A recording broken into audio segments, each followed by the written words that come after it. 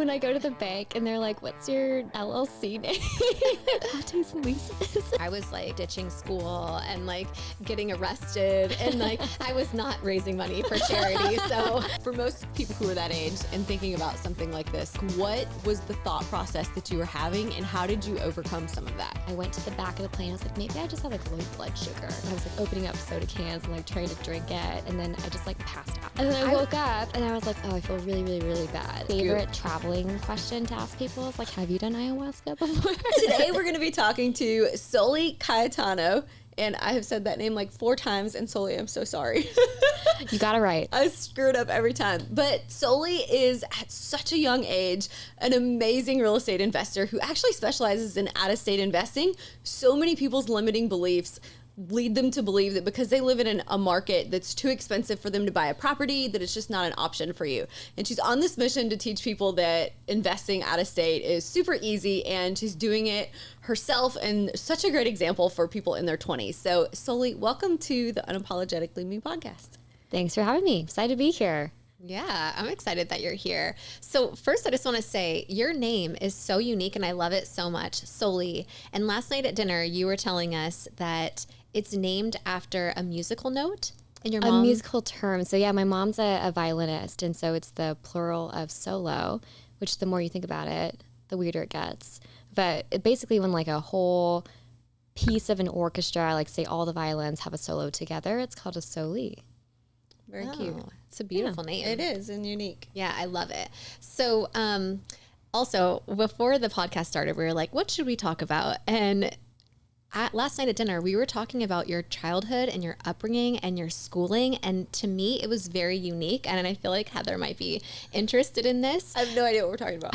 So do you want to talk about that a little bit? Like the high school and the go for it. Yeah, please. Sure. So I grew up in a small-ish town south of San Francisco, and my high school was maybe 120 kids. So we had 40 kids per grade, and we split up into 2 different groups. And so my whole class size was maybe like 15 to 20 people. Really small. My professor or my principal used to like drive the tractor to school. He would like take his bunnies with him, and we'd take his bunnies to class and make forts in class for them. So just like a different type of schooling, very like more casual, more focused on, I guess, the arts and like great books and literature and poetry and that type of stuff. Just a very different, I guess, private school, but small private school experience. So with the first thing that comes to mind when you talk about having such a small like number of people is, are you close to them still? No. Like, I feel like it goes one of 2 ways. You're like all best friends, or it's miserable because you hate each other. Yeah, I grew up, so I went to like an elementary school, which is very similar, but it was a feeder to the high school. And so I knew all of these kids since maybe I was like 5 years old. And you just, I don't know, there's not much diversity. I liked them at the time, but I think I sort of outgrew them, or we all kind of went in different paths. And Do you still live in that area? No. Okay. So I moved for college about an hour outside of the area, but a lot of people who went to my school stayed in that area, stayed inside that little hometown. And so it's just a different type of vibe. A lot of people went to community college and did that route, and I kind of went out to the big bad Silicon Valley and learned about money and went the evil route. So that's kind of the background. And then you said that you got like a full ride scholarship to college, right? I did, Can you tell us about that?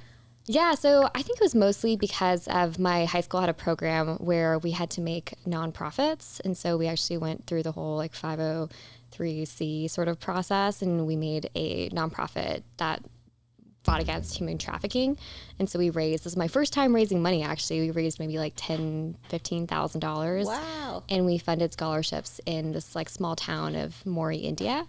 And so I wrote about that in my applications, and surprisingly, they gave me a full scholarship. And so even back then I was like very, very frugal with money. And so my choices were like, do I go to UCLA and take out, $80,000 of debt? Do I go to Berkeley? Do I take out, again, $80,000 of debt? Or do I go to a school that wasn't my first choice, but gave me a full ride? So I chose that route. Yeah. Anybody who doesn't? Yeah. And I think it's so interesting that you in high school like learned how to develop that nonprofit. Do you think raising money in high school has helped you have the skill set that you have now to make you the successful person you are today? I remember we used to do like presentations to our friends and family. And I feel like when you see high schoolers presenting and like asking for tax deductible donations, a lot of my neighbors were like, okay, we feel bad. And so we'll give you Way money. better than selling wrapping paper. Yeah. So, I mean, I guess there was probably some practice that I got in that area, but I didn't actually revisit raising money until maybe a year or two ago, but definitely good practice. Yeah. I mean, for me, I was like ditching school and like getting arrested and like I was not raising money for charity. So I feel like you're one up above me in the practice realm, but Should have started a little earlier. yeah. So how did you go from, you've got this full ride to college and you've moved an hour away to fast forward a couple years and you're this expert in out-of-state real estate investing? What are we missing in the in-between? I guess it was just the pandemic mostly. So I was in college when the pandemic hit, but throughout college I was working full time as a commercial real estate broker. And so I was leasing office space. I was in part of the real estate association. I got plugged in and into that group and met other real estate investors really young.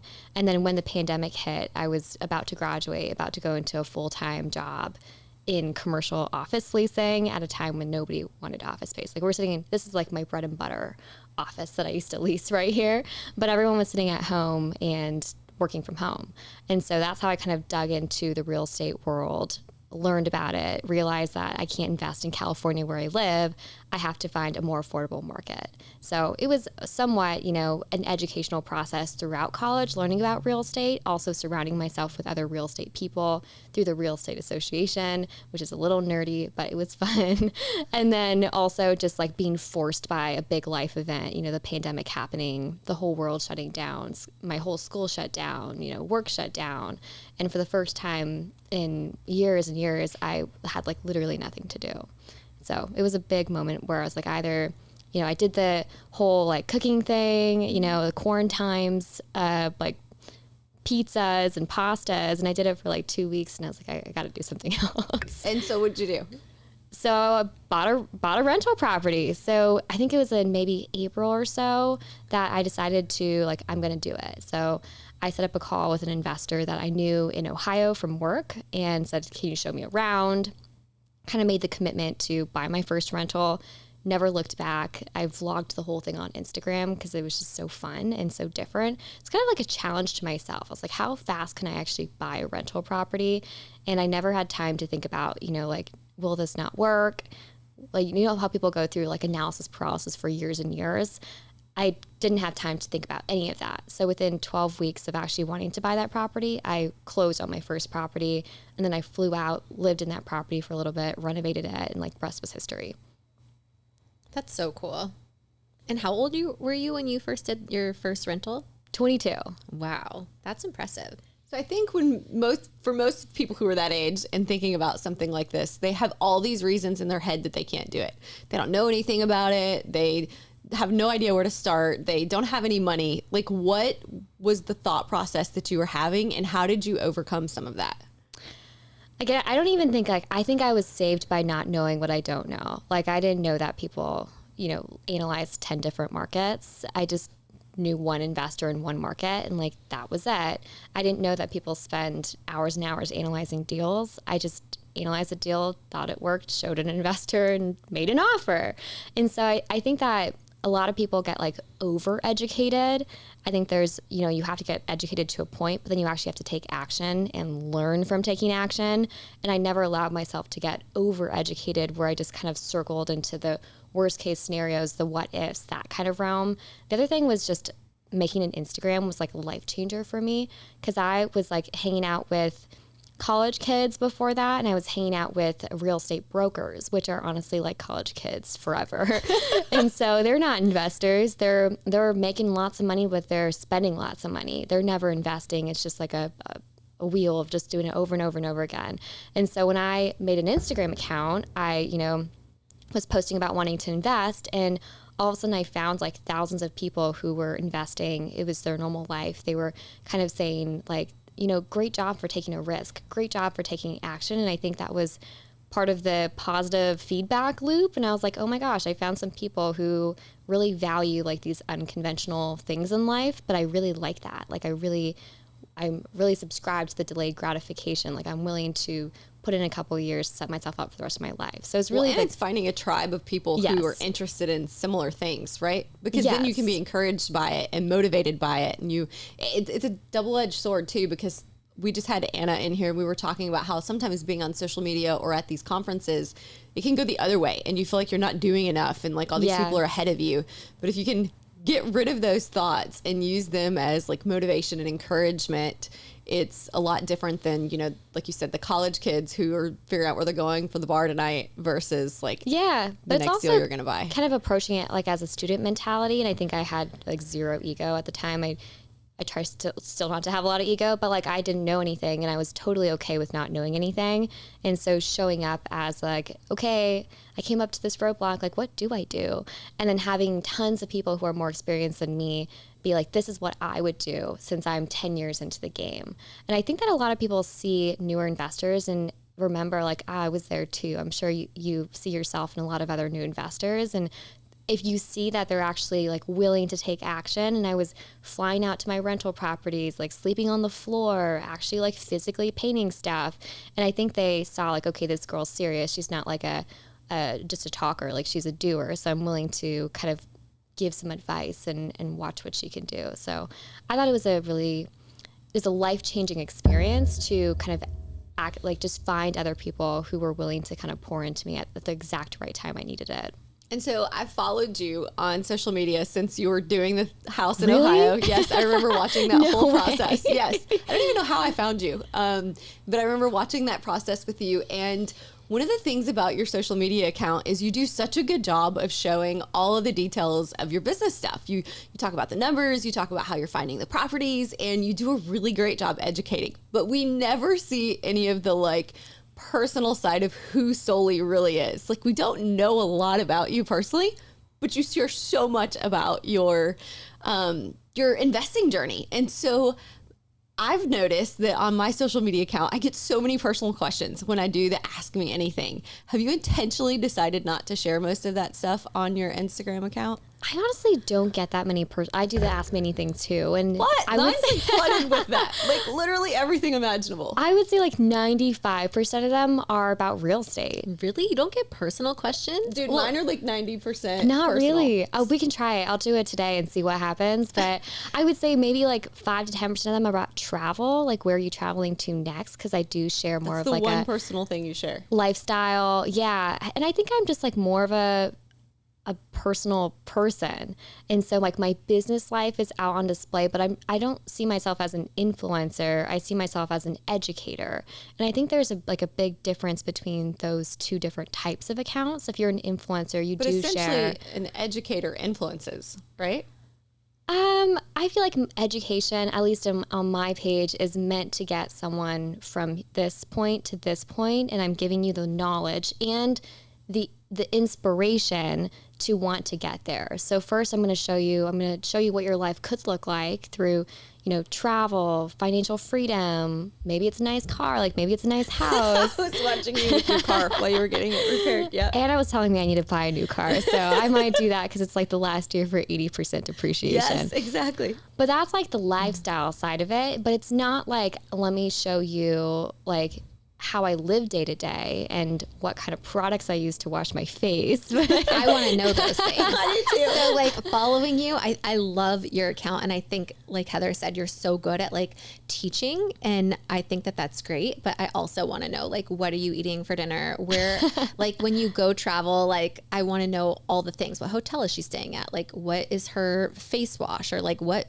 eyeliner is she wearing? I don't know. Like where did you get your shoes? Those are really cute, So I feel like you're an influencer. You just don't know it. I probably don't. 100% was trying to say that. Yeah, I don't lean into it, I guess I would say. Agreed. I think I could lean into it, and maybe I might in the future. I think because there's like a negative connotation now with influencers. People like literally roll their eyes when they're like, I'm ashamed to say I'm an influencer now.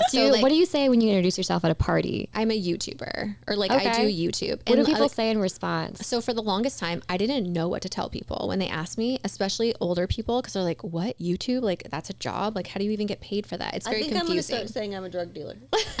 I was reading Tim Ferriss's 4-Hour Workweek again. I read it a long time ago, and he talks about just telling people with that stuff he's a drug dealer. And then they stop asking questions. No, the best one's real estate. You say real estate, everyone goes, No. Every time I say real estate, they go, oh, can you help me buy a house? I'm like, I don't know anything about buying houses. What do you tell people? So, like, what do you tell people? I'm a real estate investor? Mm-hmm. And then they ask me to help them buy a house. Oh. Yeah. And they think that you're like a real estate agent. Yes. And what about you? I usually just say I'm in real estate, and I really feel like it kills the conversation most times. Really? I think if you say I'm a real estate investor, that's a little bit more interesting. You say I'm in real estate, no more questions. I'm going with drug dealer. I guess if you don't want to talk to the person, you say drug dealer. If you are curious and like you want to have an open conversation, you can say like I'm in real estate. If you said that to me, I would say, oh, what type of real estate? But you're in real estate. I guess maybe you're right. Most people don't want to talk about it. That's interesting. Yeah, I think it's the whole influencer thing. Like I said, people roll their eyes, but I think maybe that's why, because you're like, I don't want to be known as an influencer. Like, I'm educated, I'm smart, I'm a businesswoman. And so, but at the same time, you're influencing people to do what you're doing because you're very inspiring with your posts and your travel and just like your life in general. People see you and they want to be like you. Yeah, they want to have your life. I gotta switch it up then. Maybe I've been toying with the idea of like changing my Instagram to a person, like just my normal name. Because when I started my Instagram, I don't know, maybe you guys can weigh in right now. Oh, we definitely will weigh in. The latte thing. Okay, so it wasn't supposed to be like a big brand at all. It was like, oh, my mom's gonna follow me, and like cute, like lattes and Lisas, it rhymes. But when I go to cute though, and it makes for good swag. When I go to the bank and they're like, what's your LLC name? Lattes and Lisas. I think it's cute. I think it's cute too. But you want to change your name to Soli? Like I heard you said you wanted to like get that name. I think so, because I think I would maybe turn, because I think that again, like I feel like my page is so real estate focused because like even my name is real estate focused besides coffee. But I have my latte here with me. But if I changed it to my personal name, and I have a real estate account, it's called Out of State Investor Academy. So it's like all things out of state investing. And so I think that if I could transition the real estate education over to that page, then I would have more freedom to explore other parts that I'd like to share. Okay, so if you were going to post something right now and it was going to be non-real estate related on your story or make a reel about it, what would it be? I think it would probably be about like wellness routines, or like you know, when you read those like Refinery 29, like I tried this crazy treatment and this is what I thought. I always thought it would be the most fun job to have that job and be able to get like free spa treatments. And like, this is my honest opinion. I love that. I think you do great on wellness. In fact, last night we were talking about wellness at dinner, and somehow, and I know we've said this almost in every podcast, if you guys are getting sick of us talking about this, let me know, but we're talking about worms in our poop, and this is like a recurring theme. I do. Like, do you have worms in your poop? You need a shirt. I should have a shirt that says there's worms in your poop, but because I feel like I'm convinced everyone has it. But you actually had worms in your poop, right? I didn't have worms, but I had a parasite. Oh, a parasite. Okay, so tell me, what is the difference between a parasite and a worm? So some parasites are more like bacteria looking. Okay. Not like a worm. Honestly, I'm not really like the most educated in this distinction. But I think some parasites are worms. Like you can have a tapeworm, which is like, I'm pretty sure some type of parasite. Or you can have another type of parasite that's just like, it literally looks like an amoeba type of thing. So how did you get worms or parasites? From traveling. So I never studied abroad in college because I was working full time and I didn't want to take some time off. And so when I quit my 9-to-5 job to go full-time real estate investing, I had this dream of like, I'm going to go all out and travel 12 months out of the year and like go crazy. And so I moved to Ohio for 6 months to finish up some projects. And then I was like, all right, now's my time to go travel the world. So I went to first Guatemala and I drank a kombucha, and it just messed me up for so long. Really? Yeah. That's supposed to be such a healthy drink. Like, what was in it that you think like? I have no idea, but it messed other girls up on the trip too. So it wasn't just me. So it was, I think it was the thing more so was that I went to trip after trip after trip and I kept on picking up like these weird viruses. So a month later, I spent 3 weeks in Mexico and I was eating, you know, random street food, but I really think I got sick from the ocean because they were dumping sewage in the ocean. That's disgusting. Terrible. And so that was like the first official parasite that I got diagnosed from, was swimming in that ocean and picking up like a fecal parasite. And so I got like, so after Guatemala, I recovered somewhat quickly. And then after Mexico, I wasn't getting better. It was like weeks. And I was like, I'm still like really nauseous and like I feel really terrible and I'm losing a bunch of weight.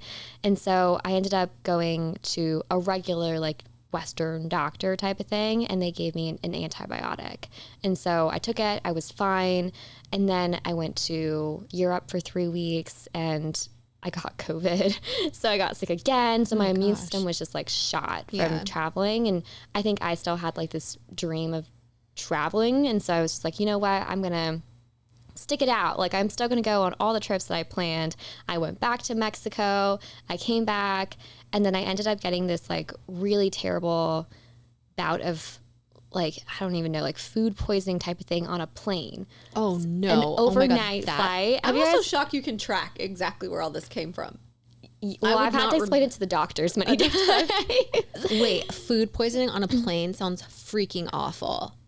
Overnight flight too. And so it was like a 10 p.m. or like 11 p.m. to 5 a.m. flight. And I was trying to sleep and all of a sudden I was like, oh, I feel really bad. Oh, no. And so then I went to the back of the plane. I was like, maybe I just have like low blood sugar. And so I was like back there. All the flight attendants were like sleeping somewhere. But I was like opening up soda cans and like trying to drink it. And then I just like passed out in the back for I don't know how long. I know. On the airplane? By myself, yeah. Oh my God. And then I woke up and I was like, oh, I feel really, really, really bad. And so then I just spent the rest of the Wait, no one found you passed out? You just came to on your own? No one found me. No one did anything. On the floor. Oh my God, you could have been dead. Well, everyone was sleeping. And so anyways, I got up, like spent the rest of the time in the bathroom throwing up. And then I was like, wow, I wonder what happened. I don't know what it was because I didn't even eat anything. It almost sounds like you were drugged. That doesn't it sound like that? Yeah. And so, but like I don't think I was because I didn't eat anything. And so, anyways, so I got to. Did you drink anything? No, nothing. Isn't that bizarre? Yes, that's insane. Yeah, really weird. Anyway, so I got to Augusta, Georgia, which is where I was going. I was going to be there for a month, and then all of a sudden, I was on the way to a meetup, and I went to Chick-fil-A to get like a snack before, and I was like, oh, I gotta go home. Like this chicken smell. I think I remember you canceling that like the day of. I You went. went. I went. So I like got super sick. I remember your post though talking about that. My friend was with me who was a nurse, and I remember I had red velvet cake the day before, and I was like, you gotta go look at it. And I'm throwing up blood. And she looked at it and she was like, that's red velvet cake. And so anyways, we went to the meetup, but after that I got like really, really, really sick. I ended up in the hospital. And for the next like 4 months, I had like extreme nausea. And so they couldn't figure out, you know, like they were like, are you pregnant? And I'm like, I swear I'm not. Like they make me take so many tests every time I go in the hospital. And then they were like, maybe, you know, you have an ulcer. Like, and so I went down like the whole Western medicine route, like test after test after test, and they weren't finding anything. And they're like, maybe it's a neurology department problem. And I was like, no, I'm not gonna go get my brain checked out for this. And so that's how I ended up going more of like the natural route, because I had followers reach out to me and say like, hey, I think that it could be something like a parasite, like let me help you. Oh my God, that is where social media is such a pro. Yes. When you're sharing your life, because they literally saved you. Okay, so a follower reaches out and says you have a parasite. And then where did you end up going to, like a holistic doctor or naturopath? It was her. So she took my course. Yeah, I love her. She's really nice. And she was like, I can help you. Like, let me just like for free do your testing and like read your testing for you. Oh my gosh. And so she did. And she found like parasites, H. pylori, like all sorts of stuff I had like aluminum poisoning, mercury poisoning. So just like all sorts of stuff from traveling, I think. From all the food you ate in From all these food, different countries. From travel, water. from the water, from like who knows what. And it was just like compounding over and over and over again. So my body just like couldn't take it and shut down. And so she ended up helping me out. And then she actually gave birth. And so I had to switch doctors. But we figured it out. So you're better now. Mostly. But you tried like the whole holistic thing for like a couple months. It wasn't really working. And then you ended up taking antibiotics, right? I did. Yeah. So there's a thing called a GI map. And so if you have any sort of like symptoms that you can't explain, a lot of people have like it's crazy. There's amount of people who have gut problems. Like they just flood into my DMs. It's like, you too? Me too. It's like, what are you doing for your gut problems? And It's part of your niche. Yeah. It is. I know. Maybe that's what I would share about gut health on my page. I feel like that's something that now talking about it that I think you would be like good at is like the wellness and gut health route. So you should try it. Let's experiment and like see what happens. Give me about a couple months. Okay. I feel like I need to prepare for that. I don't mind talking about it because I actually do feel like it changed. Well, you've already started talking about it. It changed my life. Like I could not do like anything while I was sick. I like literally could not look at anything. I couldn't like even go outside and walk because I would walk a couple steps and I'd just be nauseous and have to go lay back down. But for like months and months and months, and it's like all I want to do is just like get back to work, like get back to normal.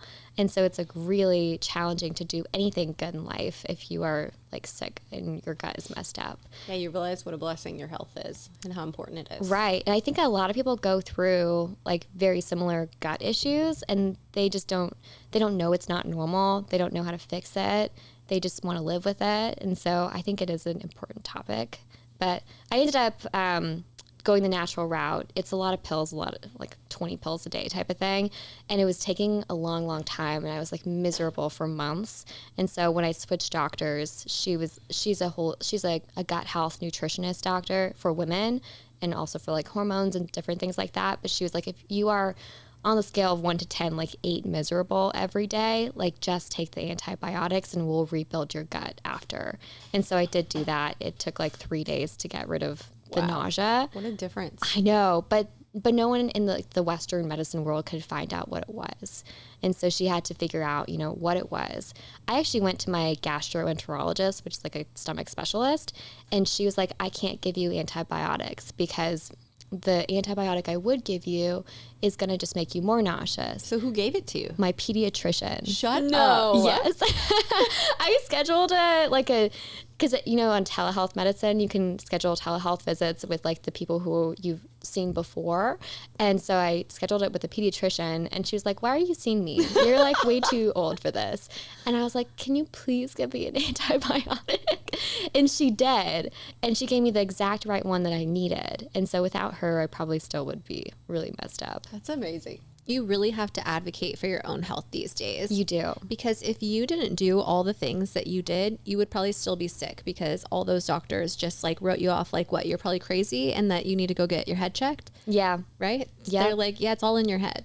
But really, like something was very wrong with you. Obviously, you know that. We know our bodies better than these doctors do. And sometimes like they're not right. So good for you. So we're doing a mock Soli story. So you posted about how you're excited about flipping right now, which you weren't doing a whole lot of before. And now we're posting a little bit. We've got some out-of-state Investor Academy stuff. And then we're like, Soli's over here taking her 20 pills for the day to have this great gut health. And then what's the next post? Like what would I post just in terms of on my page? I'm trying to prompt you to talk about the Catnapper. Oh wow, I would have not gone there. You gotta give me that. I don't know how else to be like, tell me about catnapping. It would be cat photos. I was like, travel? What's next? Yeah. Lots of cats. I'm gonna be an old happy cat lady with 80 cats. I heard you stole your neighbor's cat. That really How did that happen? Loose term. There's a lot of neighborhood cats. I feel like in the neighborhood I'm in right now, there's just a lot of cats around, and I happen to be really good with them. I'm like a cat whisperer. So they just Do you have cats they already? just come to me. No, I had a cat growing up. Loved him. His name was Tabasco. He was That's cute. orange, super love spicy that. cat. And then I lived with roommates who had 3 cats, and so I've always been just like in my cat era. And so now I miss having a cat because I don't live with my roommates anymore. And so I don't know, these cats come like in the backyard and I just pick them up and like want to cuddle them. And then they want to stay. And so they end up like sleeping there. And so for Halloween, I was a catnapper, which is kind of a joke and kind of real. And not a cat nap as in like, I'm going to go take a 20-minute nap. Like a cat nap as in like kidnapping, but like a cat version, right? Wait, so are they still at your house? They are, but I'm pretty sure they go home sometimes. How do they get out? There's a cat door. Like you open the door, they run out, and then you like shake the treats and they run back in.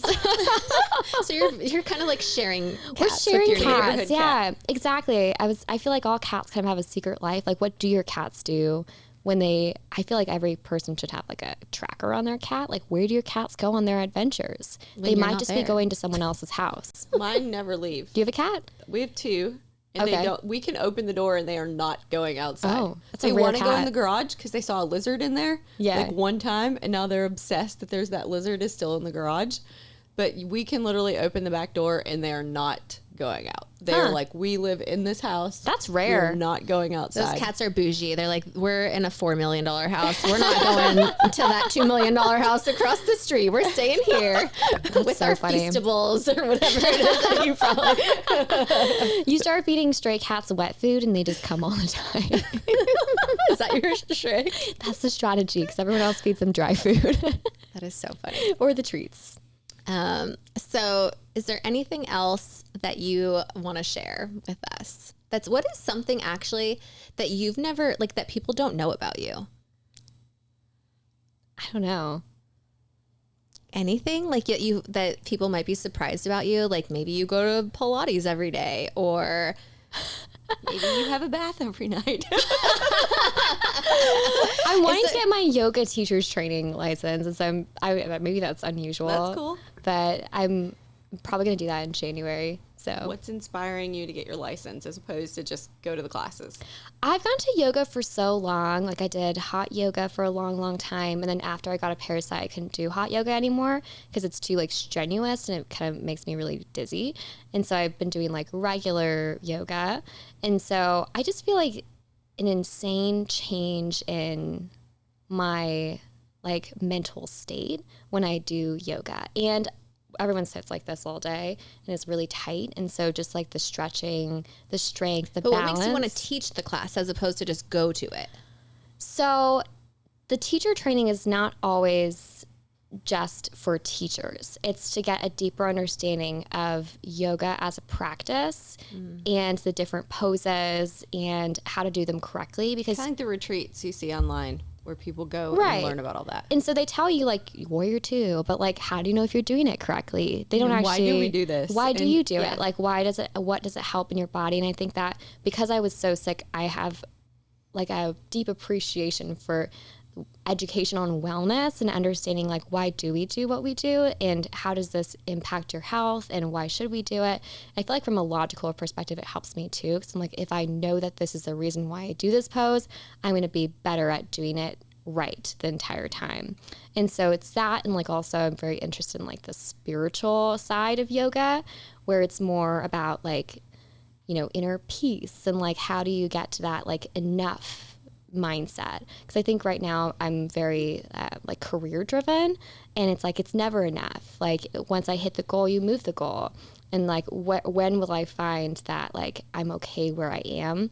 And I think that the whole yoga mindset, and maybe I'm completely off base because I haven't done my training yet, but it leads me to a place of more like gratitude, like being okay with where I am, being like thankful for what's around us and some of the little things, like when you go and they're like, when's the last time you noticed the trees outside or like the sun shining on your face? And you're like, oh, I haven't noticed that. And so when things are crazy with real estate or with anything else in life, and I'm like, well, why didn't I get 2,000 likes on my photo instead of 1,000? Then I think it's a lot more grounding and I enjoy being within that community. And do you think that you're going to actually teach it or is it more like personal development? Like, I think it's personal development more so than teaching. But I would love to do like a health and wealth retreat where I was going to say, next Yeah. West Coast trip, we're going I to think it'd be really fun. take a yoga class. Yeah. from Soli. yeah. My mom's boyfriend is a holistic chiropractor, but Oh, he's that's unique. trained in like this very specific Eastern medicine that it basically can unwind traumas that are held inside your bodies.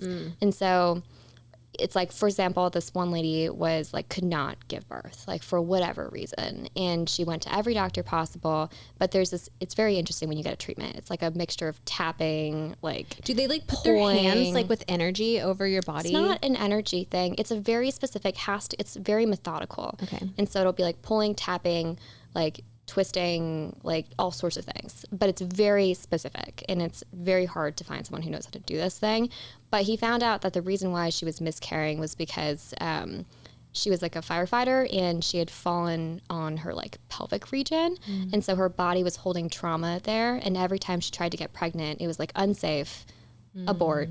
And so she just lost every single baby. And so he had to like unwind the trauma in her body. And then she was able to have 3 kids. Aw, that's so cool. Yeah. So he does things like that. And I'd love to, I mean, it's such a very specific, like he's helped people who have like extreme claustrophobia. And like I need his number.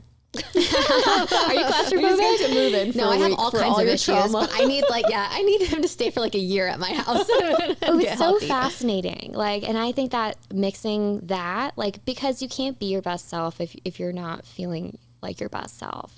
And so mixing like yoga and like untraditional like medicine or like ice baths, which are more popularized, but could be cool. And like sauna. They've been like the whole fad, I feel like, for cold 2 plunges, years. Hot and cold therapies. But like, I think when you get people out of their comfort zones, they like get alive, you know, like you jump into an ice bath, you automatically get happier because you're just like, woo. Oh no, that sounds miserable for me. But I think that after you get out, you feel so good because you're like not miserable anymore. You feel powerful though. Oh, I think it's like, wow, you actually did it, and it wakes up your senses. And so they always say if you can't ice bath, at least like pull your hair back and like put your face in an ice. I saw someone on social media saying that she did the ice thing for her face and it helps like close her pores. I can't remember who it was, but I was more like like a skincare. The skincare equivalent. Like if you don't, it's very similar. It like triggers the right things in your body to produce the same things. I mean, I'm all for like the spiritual stuff. I feel like I've done so much therapy in my life and none of it worked. But then I did this weird thing and I can't remember what it was, like very weird, but I can't remember what it's called. Like hypnotism? No, it wasn't. Super descriptive, Shannon. I totally know what you're talking about. No, this is some weird stuff. Let me tell you. I went in there. It was very scary. For one, I thought like, this guy's definitely going to kill me because it was like in his house in an apartment. I was like, I don't know if this is safe, but I told my family where I was. I went in, and you probably know what it's called, so jump in if you do. But you lay down on a table. He lights some incense. He says some like woo-woo stuff. He makes you smell some incense, or like not incense. Sorry, like those essential oils. And then it's like Reiki. Reiki. And then he puts his like hand over you, and I'm telling you, Did you feel anything? Like, so let me just tell you, I thought this is such bullshit. Like this is such bullshit. I can't believe I'm paying this much money for this. And that therapy, I started bawling, crying because I all of a sudden thought of trauma that had happened to me that I had completely not even remembered that I had as a child. And I have been through a lot of therapy, let me tell you. And like not once has that ever come out until this guy literally just put his hands over me with like some essential oils and was like, oh yeah, like you have a lot of stuff you're like keeping inside of you. And so I definitely believe in that stuff because it worked for me. There's but just I'm like scared. moving energy, which there's a lot of fake Reiki people, like literally just like, and like nothing happens. Yeah, that's what I thought was it's the happening. shady apartment where you think you might die that it's real. Have you Yes. watched Gwyneth Paltrow's Goop? No. What? You We guys need would love to. it. Okay, Is so it it's a like documentary or no, show? it's like a short, like they're short episodes. The first one was about wellness. They did all things from like mushrooms, like magic mushrooms. Oh, I have heard of this. My sister wants to do ayahuasca now because she watched Gwyneth That's my Paltrow's favorite Goop. traveling question to ask people is like, have you done ayahuasca before? I have no idea what that is. I would have a ayahuascas? full-on panic attack. There's no way I would do that. It's like some sort of drug that makes you like It's hallucinate. a natural. No, it's a natural. I've done a lot of research. Wait, on have you done I ayahuasca? haven't done it, but everyone. I was at a hostel in Costa Rica, and everyone did it. There's like a traveler's version, and there's like the real version. The real version is like you are throwing up and pooping for days. Why would you want to do that? Because it feels good to purge. Is what they I think it's supposed to be I healing. think I like different traveling than y'all do.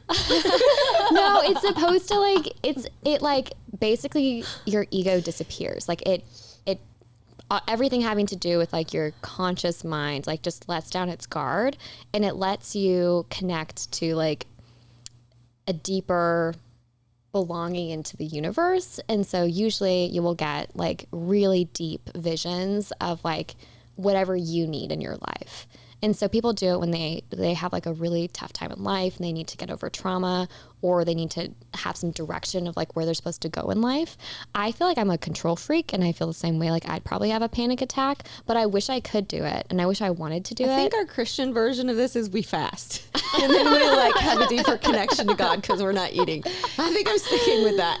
But people do it for all sorts of reasons. There's a really great documentary on like mushrooms, like magic mushrooms, and how they use that for people who are like dying to like be at peace with death and stuff, because they feel like the deeper connection to the world and everything's at peace. Very interesting. I don't know how we got on this topic. I think that you should do ayahuasca and I should come film it.